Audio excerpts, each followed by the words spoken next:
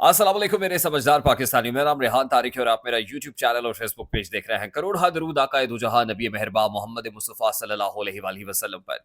इस दौर इस उम्मीद के साथ इस व्लॉग का आगाज करते हैं कि अल्लाह रब्बुल इज़्ज़त इस मुल्क के फैसला साजों के दिलों में समझदार पाकिस्तानियों के लिए नरमी पैदा कर दे। जनरल बाजवा इन दिनों कस्में खा रहे हैं, कुरान पाक पे हल्फ देने को तैयार हैं। वो कहते हैं अगर वो झूठ बोले तो रोज़े मैशर शाफ़ मैशर मोहम्मद मुस्तफ़ा सल्लल्लाहु अलैहि वसल्लम की शफात उन्हें नसीब ना हो। इस हद तक अपने मौक़िफ़ को वाज़े करने के लिए, लोगों को कन्विंस करने के लिए जनरल बाजवा को क्यों जाना पड़ रहा है? खबर यह है कि जनरल कमर जावेद बाजवा एक प्रेस कॉन्फ्रेंस करना चाहते हैं। जनरल बाजवा प्रेस कॉन्फ्रेंस करेंगे तो क्या ऐलान करेंगे? जनरल बाजवा का एजेंडा क्या है? वो जनरल बाजवा जो गुमनामी की जिंदगी बसर करना चाहते थे, अचानक से गुमनामी को तर्क करके पब्लिक डोमेन में लाइमलाइट में क्यों आना चाहते हैं? क्या जनरल बाजवा की सियासत में एंट्री होने जा रही है? गुज़श्ता रोज़ मुजीबुर रहमान शामी ने जनरल बाजवा से होने वाली एक मुलाकात का अहवाल सामने रखा। कुछ मज़ीद तफ़सीलात भी सामने आ गई हैं और इंतहाई अहम इंकशाफ़ात हुए हैं जनरल रिटायर्ड कमर जावेद बाजवा से मुताल्लिक़ खुद उन्हीं की ज़ुबानी। वो क्या कहते हैं? तमाम तर डिटेल्स आज के इस व्लॉग का हिस्सा होंगी। डेवलप्ड स्टोरी तो ये भी है, मैंने डेवलपिंग स्टोरी आपके सामने रखी थी कि जिस वक़्त इस्लामाबाद हाई कोर्ट के फुल कोर्ट का इजलास, जिसमें 8 के 8 जजेस मौजूद थे, रजिस्ट्रार इस्लामाबाद हाई कोर्ट को नहीं बुलाया गया था। अब इस इजलास की अंदरूनी कहानी भी आ गई है और अंदरूनी कहानी में खुशाइन बात यह है कि तमाम 8 के 8 जजेस यकसू हैं, यक ज़बान है, सेम पेज पर हैं और सेम पेज पर आके एक ही मौक़िफ़ को दोहरा रहे हैं। यानी एब्सोल्युटली नॉट, किसी भी किस्म की मुदाखलत, मेडलिंग, इंटिमिडेशन, किसी भी किस्म की रियासती इदारों की, जुडिशरी के अंदर मुदाखलत, वो आईएसआई हो, वो एमआई हो, वो आईबी हो, वो कोई भी इदारा हो, बर्दाश्त नहीं की जाएगी। और किन सिफारिशात पर मबनी एक ख़त अब chief justice of Pakistan justice काजी फायज ईसा को भेजा जा रहा है, उसकी कुछ डिटेल्स हैं। मैं सबसे पहले वो डिटेल्स आपके सामने रखना चाहता हूँ कि आज इस्लामाबाद हाई कोर्ट के फुल कोर्ट इजलास में क्या मुशावरत हुई है और इस्लामाबाद हाई कोर्ट का ये फुल कोर्ट इजलास इतना अहम क्यों था। सबसे पहले तो ये फुल कोर्ट इजलास इसलिए अहम था क्योंकि बाकी हाई कोर्ट्स ने भी तमाम तर तजावीज़ सुप्रीम कोर्ट ऑफ पाकिस्तान को भेजनी है क्योंकि सुप्रीम कोर्ट ऑफ पाकिस्तान ने ऐसा करने को कहा है। लेकिन इस्लामाबाद हाई कोर्ट इंपॉर्टेंट इसलिए है कि इस्लामाबाद हाई कोर्ट के ही 6 जजेस का मामला है जो सुप्रीम कोर्ट के पेश नज़र है। अब फुल कोर्ट इजलास के अंदर जजेस ने भरपूर रद्द अमल देने का फैसला किया है। एजेंसियों की मुदाखलत पर भरपूर रद्द अमल दिया जाएगा, इदारा जाती रद्द अमल सामने आएगा। नई एसओपी बनाने का ऐलान किया गया है। 1-2 रोज़ में ये एसओपी किन लाइन्स पर बनाई जाएगी, वज़ा भी कर दी जाएगी।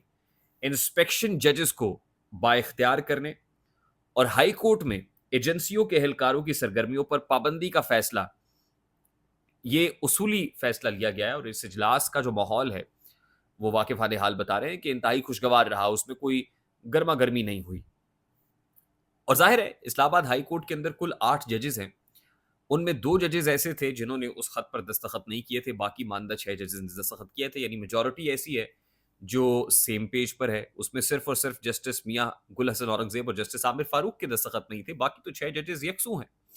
तो इंतहाई खुशगवार माहौल के अंदर बातें हुई इस इजलास के अंदर और वो गाइडलाइंस वज़ा करने का फैसला कर लिया गया कि आइंदा किसी भी एजेंसी के एहलकार को मुदाखलत की इजाज़त नहीं दी जाएगी।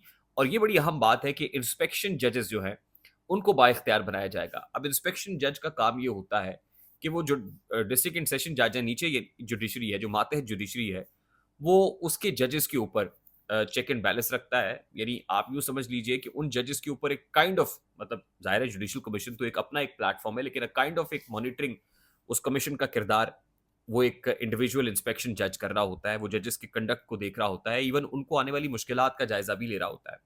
तो उन इंस्पेक्शन जजेस को बाइख्तियार बनाने का फैसला किया गया है। और आज ही एक बड़ा फैसला और एक बड़ी सिफारिश जस्टिस मोहसिन अख्तर कयानी, जो इस वक्त सीनियर जज हैं इस्लामाबाद हाई कोर्ट के, उनकी जानिब से की गई है कि वो जज जिन्होंने इमरान खान साहब को साइफर केस में सजा सुनाई है, जज हैं अबुल हसनात जुल्कुरनैन साहब।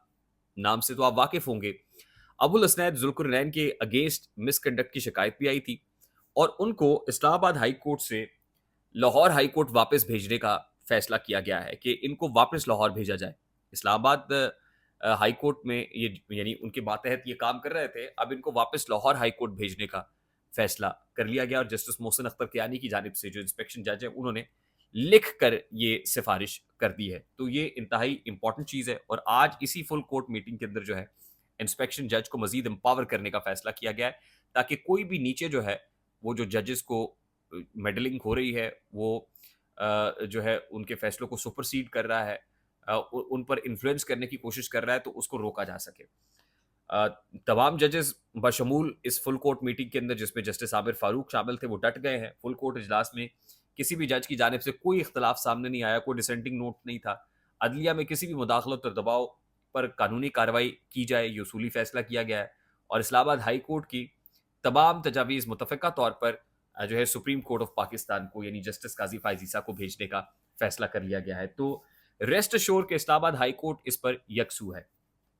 اب بڑھتے ہیں اس اسٹوری کی طرف جس کا تعلق جنرل باجوہ سے ہے اور مجیب الرحمان شامی صاحب کی اس ملاقات سے ہے جو باجوہ صاحب کے ساتھ ہوئی.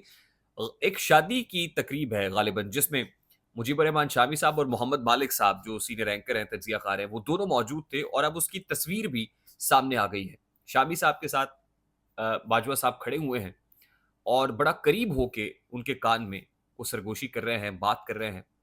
غالب امکان ہے شامی صاحب کیونکہ جرنلسٹ ہیں، انہوں نے کچھ سوالات جو مینڈیٹری کوسچنز ہیں وہ باجوہ صاحب سے کیے، اور پھر ان کا جواب جو ملا انہوں نے آ کے ٹی وی پر بتا دیا، اور ظاہر ہے باجوہ صاحب کی اجازت سے بتایا. باجوہ صاحب چاہتے ہوں گے کہ شامی صاحب یہ باتیں، یعنی شامی صاحب کے توسط سے باجوہ صاحب کچھ کہنا چاہ رہے ہیں، کیونکہ ماضی میں بھی باجوہ صاحب نے جرنلسٹ کا سہارا لے کے کچھ باتیں کی. اب شامی صاحب نے جو گفتگو کی، اب اس کی جو مزید تفصیل ہے وہ سامنے آ گئی. اچھا، اس میں شامی صاحب کیا کہتے ہیں؟ وہ کہتے ہیں جی کہ جنرل باجوہ بالکل خوش باش نظر آ رہے تھے، بلکہ پہلے سے زیادہ فٹ بھی دکھائی دیے. آرمی چیف جو بھی ہو، فوج اس کی حفاظت کرتی ہے. انہوں نے کہا کہ جنرل باجوہ کے مطابق وہ ہر حکومت کی معاونت کرتے رہے. آرمی چیف جو بھی ہو، اب آپ کو یاد ہوگا نا کہ باجوہ صاحب کو اپوائنٹ تو نواز شریف صاحب نے کیا تھا، اس کے بعد عمران خان صاحب کی گورنمنٹ آ گئی، پھر عمران خان کی گورنمنٹ گئی، پی ڈی ایم آ گئی، تو باجوہ صاحب نے 3 ادوار دیکھے ہیں، اور باجوہ صاحب کہتے ہیں جو بھی حکومت تھی میں نے اس کی معاونت کی ہے. اچھا، آرمی چیف جو بھی ہو، فوج اس کی حفاظت کرتی ہے، وہ آرمی چیف حاضر سروس ہو یا پھر ریٹائرڈ ہو. یہ شامی صاحب کہہ رہے ہیں. انہوں نے کہا کہ جنرل ریٹائرڈ باجوہ اب گمنامی میں نہیں، یہ بڑی امپورٹنٹ بات ہے، باجوہ صاحب اب گمنامی میں نہیں بلکہ سامنے آ کر بات کرنا چاہتے ہیں، وہ اپنے اوپر لگے الزامات کا جواب دینا چاہتے ہیں. مجیب الرحمان شامی نے کہا کہ آئندہ جب طے شدہ ملاقات ہوگی، یعنی باجوہ صاحب کے ساتھ جب بھی کوئی ملاقات ہوگی، تو اس میں مختلف واقعات کی تفصیلات جاننے کی کوشش کی جائے گی. جنرل باجوہ کے پاس سوالوں کے جوابات ہیں اور وہ اپنی خدمات کے حوالے سے بھی بتانا چاہتے ہیں.